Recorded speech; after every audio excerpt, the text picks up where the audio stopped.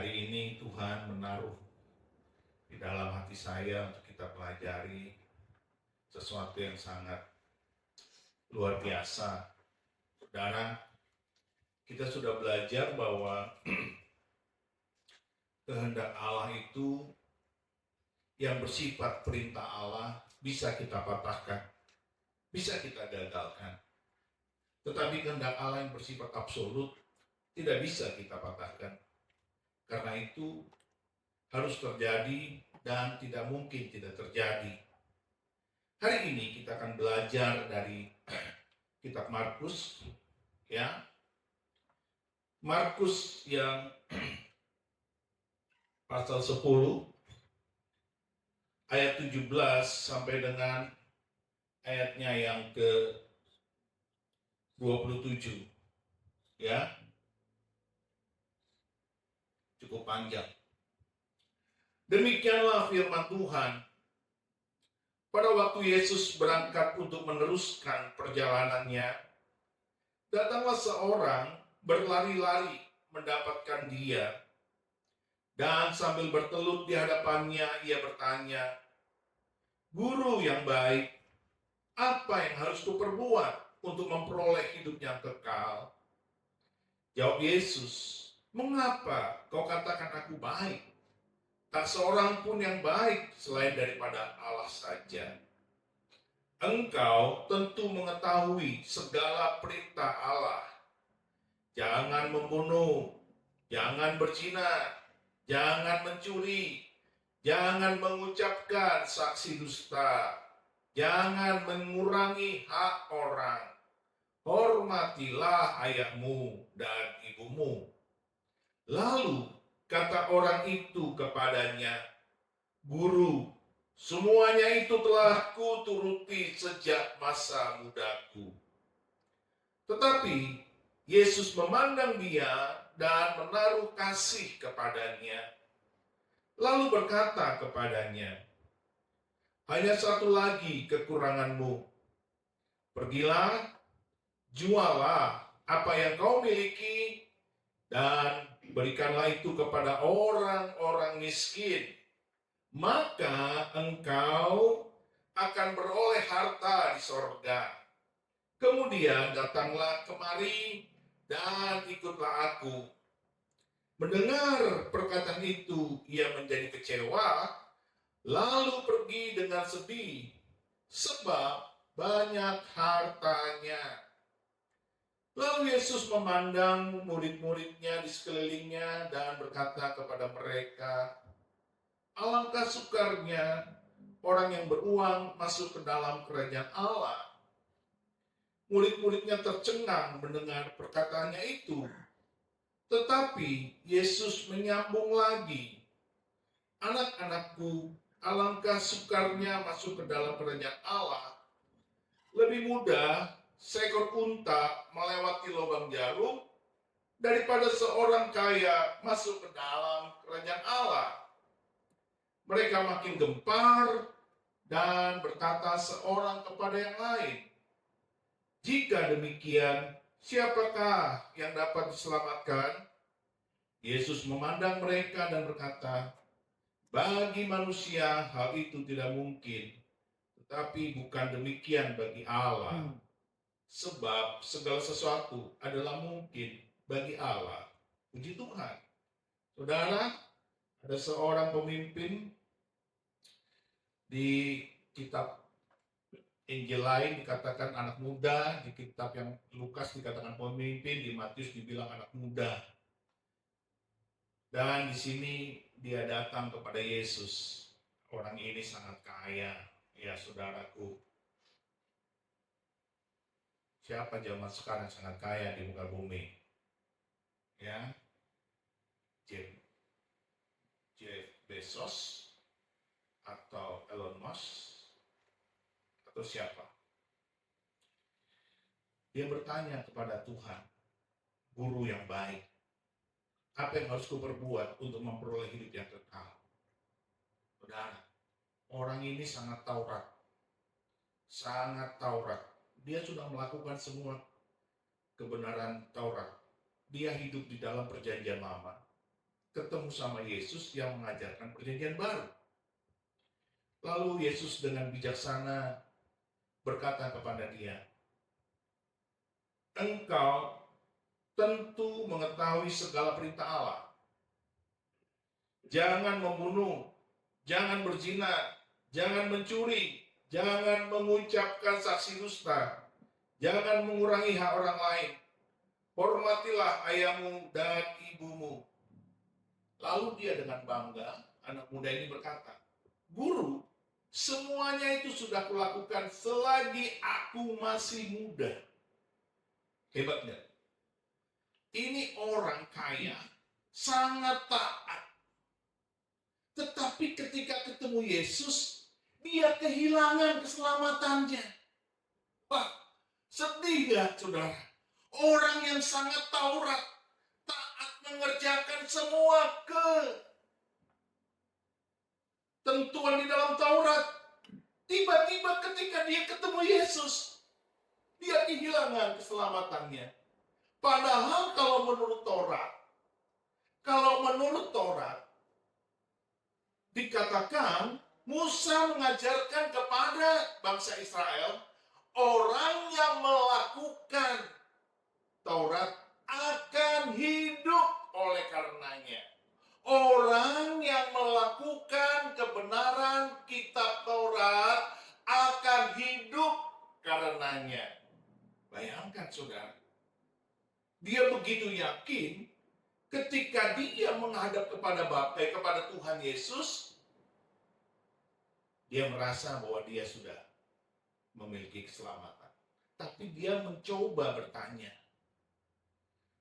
Guru yang baik, apa yang harus kau perbuat untuk memperoleh hidup yang kekal? Bayangkan, rupanya dia tidak yakin dengan keselamatan itu. Mari kita coba buka ya, kitab Roma pasal 10 ya. Ini jangan kita geser, nanti kita balik lagi ke situ ya. Kitab Roma pasal yang ke-10 ya, ayat yang ke-5 ya. Ini dikutip dari Imamat 18 ayat 5 oleh penulis kitab Roma ini. Roma 10 ayat 5, demikianlah firman Tuhan. Sebab Musa menulis tentang kebenaran karena hukum Taurat. Orang yang melakukannya akan hidup karenanya. Lihat itu. Anak muda orang kaya ini sejak dia masih muda sudah melakukan Taurat secara rigid, secara ketat, secara patuh, secara taat. Dan dia merasa tiba-tiba ketika Tuhan Yesus ada di hadapannya, dia datang, dia merasa butuh keselamatan. Lalu dia bertanya, Guru yang baik, apa yang harus aku lakukan supaya aku beroleh hidup yang kekal? Dan Yesus berkata, kalau engkau sudah melakukan semua Taurat, maka sekarang pergilah, jualah seluruh kekayaanmu, bagikan itu kepada orang miskin, lalu ikutlah aku. Saudara perhatikan. Tidak ada, setelah ada Tuhan Yesus, ya, setelah ada perjanjian baru, setelah Yesus memberitakan kabar baik, tidak ada keselamatan di dalam Taurat. Tidak ada. Itu sebabnya ketika anak muda yang sangat Taurat ini datang kepada Yesus, Yesus bilang, karena Tuhan tahu dia kaya dan dia melakukan segenap hukum Taurat, lalu Tuhan tawarkan, kalau engkau mau selamat, jual hartamu, ikut aku. Saudara, perhatikan baik-baik. Taurat tidak lebih baik daripada Tuhan Yesus. Yang percaya berkata amin. Taurat tidak lebih baik daripada Tuhan Yesus. Jadi ketika Tuhan menawarkan jual semua, bagikan kepada orang miskin, ikut aku. Artinya engkau harus menjadi pengikut Kristus. Dan dia nggak mau. Jadi saudara, perhatikan. Ada dua hal yang dia tidak mau. Bukan hanya dia tidak mau menjual hartanya dan membagikannya kepada orang miskin, tetapi dia tidak mau menjadi pengikut Kristus. Berbeda dengan para murid. Para murid sudah meninggalkan semuanya. Para murid sudah meninggalkan keluarganya. Para murid sudah meninggalkan bisnisnya. Lalu mengikut Yesus. Tetapi orang kaya ini bukan hanya kekayaannya menjadi beban, tetapi dia ternyata tidak mau ikut Yesus. Maka Yesus bilang, alangkah susahnya orang kaya masuk ke dalam kerajaan surga. Bukan tidak mungkin orang kaya masuk ke dalam kerajaan surga, tetapi sulit, sukar. Orang kaya sulit masuk kerajaan surga. Orang kaya sukar masuk kerajaan surga. Karena apa? Karena Alkitab berkata demikian. Di mana hartamu berada, disitulah hatimu berada. Jadi si orang kaya ini lebih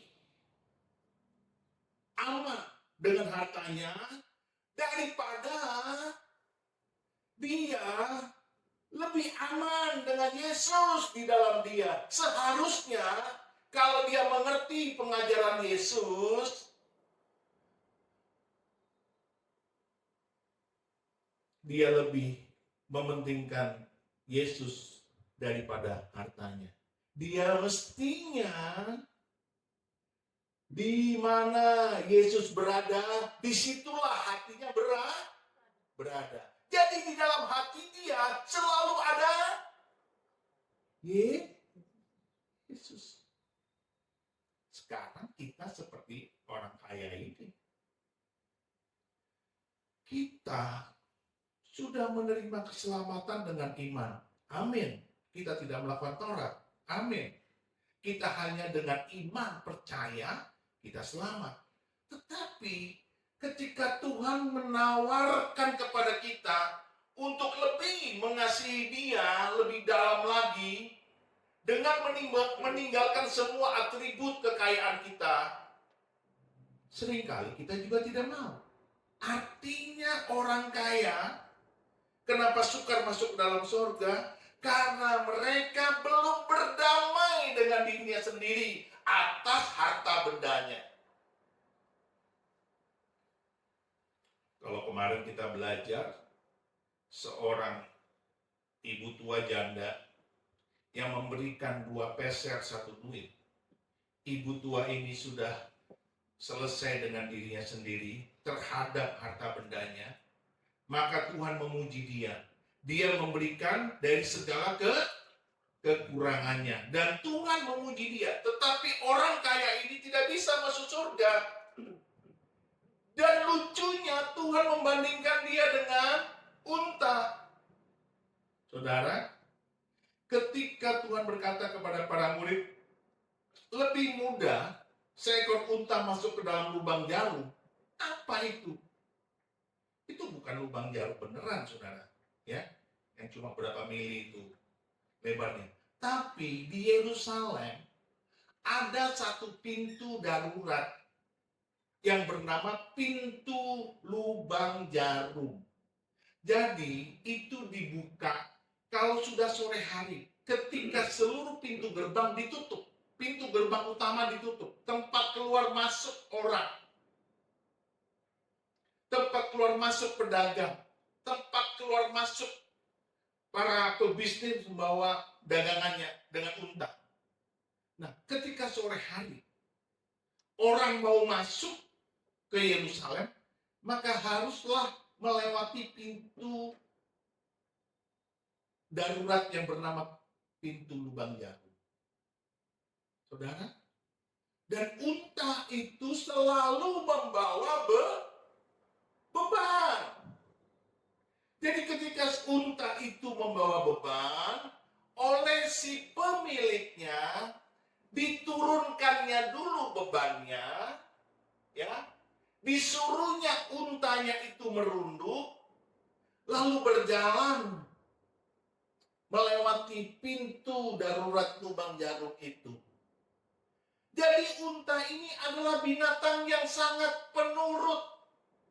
Dia begitu mudah disuruh menunduk dan melepaskan beban itu, dia nurut. Lalu dia diminta untuk berjalan sedikit menunduk, agak-agak seperti mau merangkak begitu, melewati lubang jarum, pintu darurat itu yang sangat pendek. Setinggi manusia, ya. Setinggi kita. Itu unta kan tinggi sekali, dia harus merunduk. Artinya, saudara lihat, orang yang kaya selalu punya kebanggaan. Akan sulit bagi dia karena dia punya power, kuasa, kekuatan, harta bendanya untuk merendahkan diri, merunduk dan melepaskan beban harta bendanya masuk ke dalam kerajaan sorga, mengikuti Tuhan Yesus. Itu maksudnya. Saudara lihat, kehendak Allah yang bersifat perintah Allah ini dipatahkan oleh si orang kaya. Yesus maunya orang kaya ini masuk surga enggak? Mau Yesus, dia masuk surga. Maunya Yesus. Tapi siapa yang mematahkan perintah Allah? Orang kaya itu sendiri. Orang kaya itu sendiri. Karena apa? Karena dia punya kehendak bebas. Saudara lihat. Zakheus ketemu Yesus, dia selamat. Orang kaya ini ketemu Yesus tidak selamat. Wah. Padahal dia taat. Zakheus taat nggak? Enggak. Dia pemungut cukai. Zakheus pemungut cukai. Tapi ketika Tuhan Yesus meminta dia turun dari pohon itu, dan Zakheus diminta untuk menyiapkan makan bagi Yesus. Yesus mau mampir ke rumah dia. Zakheus ketemu Yesus. Zakheus bilang apa? Tuhan, hartaku setengah akan kuberikan kepada orang miskin. Setengah loh. Akan kuberikan kepada orang miskin. Lihat, dia seperti unta itu. Zakheus persis seperti unta itu, melepaskan bebannya. Hartaku setengah akan kuberikan kepada orang miskin, dan kalau ada aku mengumpas atau mengambil milik orang lain, melakukannya dengan tidak benar, aku bersedia mengembalikannya 4 kali lipat. Zakheus ketemu Yesus selamat. Apa Tuhan bilang? Di kitab Lukas 19. Mari kita lihat.